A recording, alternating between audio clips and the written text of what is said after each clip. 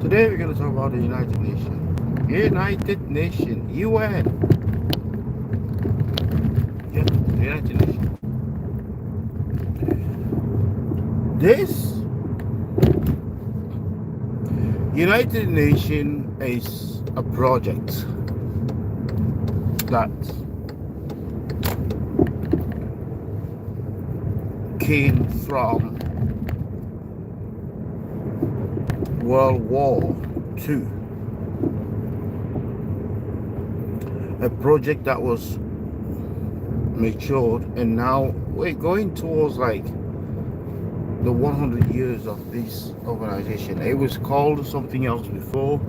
In French they say Société des Nations, nation state society or whatever, and it was reformed to become the United Nations.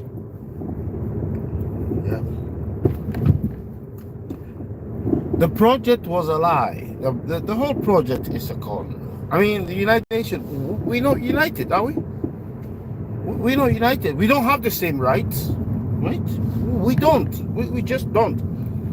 Then you have some countries, well, 5 countries, they call permanent members of the Security Council. Literally, those who won the war against, the fascists, so they're called.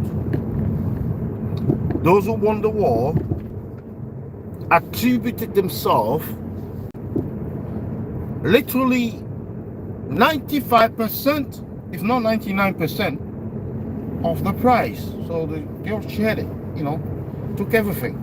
In Africa, all the possessions that were held by Germany were all distributed amongst all the winners.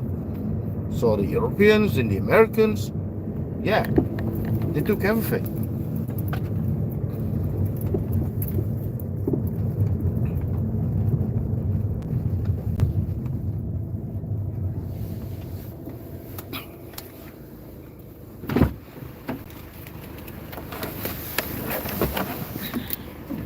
You've made some good friends. Yeah, he's a patient. He lives here. He's a patient. No. Right, I'm on live here. So United Nations is a big, massive con. Where they say united, that means we are together, but we're not together. There are some that are above us, some that run the show. So we've got France, we've got England, we've got America, we've got Russia and China. For some reason, these last two, Russia and China, big problem, massive problem. They had to include them because these guys, they were up and coming. They were friends. They won the war together. And to be honest, if they have to rethink this, they won't even give any space or any seats to those 2 nations. But now they are regretting it because according to them, these guys are the counter position or the opposition to the system, or have become the opposition to the system lately. So Russia and China, if you ask the Americans, they'll tell you that these 2 dudes, these 2 countries are the ones that are paralyzing the United Nations. If you go and ask the Russian and the Chinese, they'll have pretty much the same argument. They'll tell you that it's all about America, Britain and France. They're the one messing up the planet. They're the ones trying to run a dictatorship on all the other countries. So it's like 2 people that are in a relationship, and they all realize that they don't get on, but nobody wants to make the first move, so they just stay there for now. Here we are, the United Nations, completely useless, because you can't even pass a resolution there to say what? Anything that is really meaningful, anything that is really powerful, any powerful resolution there will not pass. If these guys don't even get on simple matters, like the Congo, don't even talk about this. They're interested in there. There are interests. They can't talk about this. They can't get a resolution on this because whatever their interest there, whether it's one of the permanent members has got their interest in that country, then it will not work. So, but because everyone has got interest everywhere, well, at least you will always find someone's interest somewhere. In the Sudan, same problem. You've got Congo, you've got Sudan, endless war. You've got the Mali, Burkina Faso, Niger, now forming what they call IES.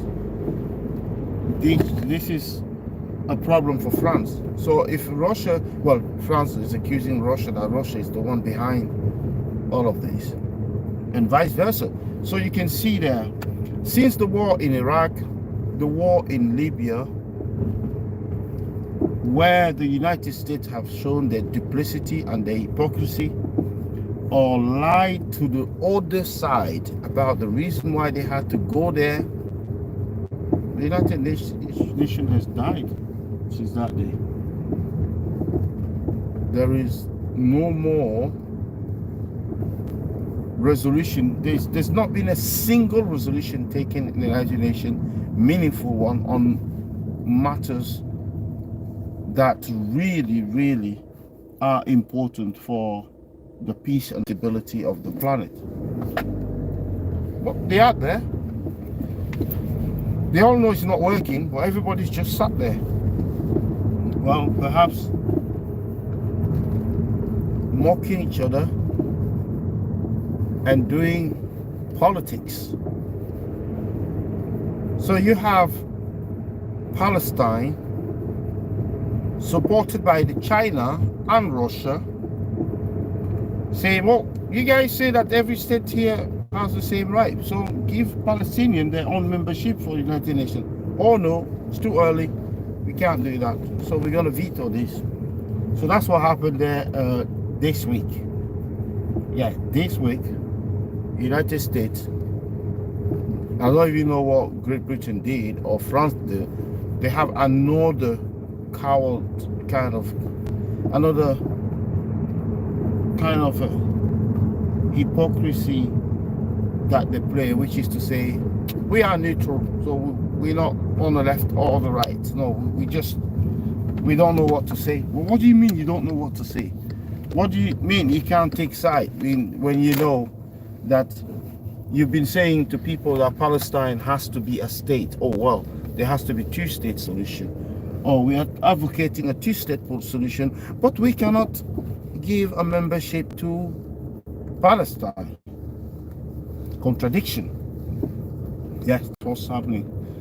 So United Nations is pretty much useless, pointless, is dead.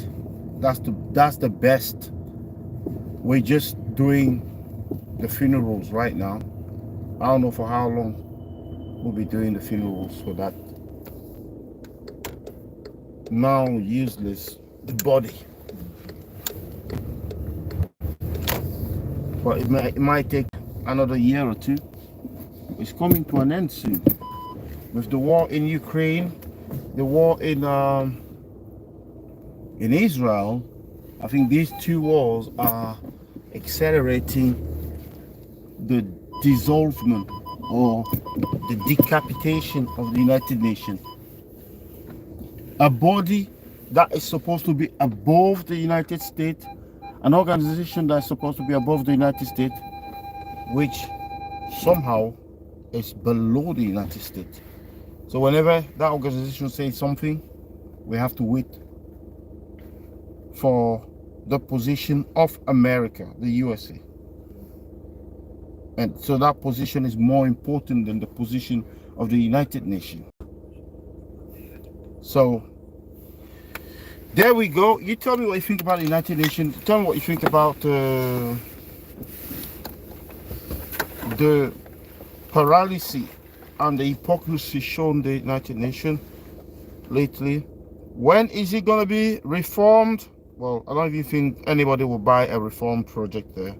It's got to be a new project. It's got to be a different project. Remember that United Nations doesn't have African countries there as permanent members. I mean, like a whole continent, 54 countries. Absolutely nobody. They will have like a rotative membership for the whole lot. What an insult.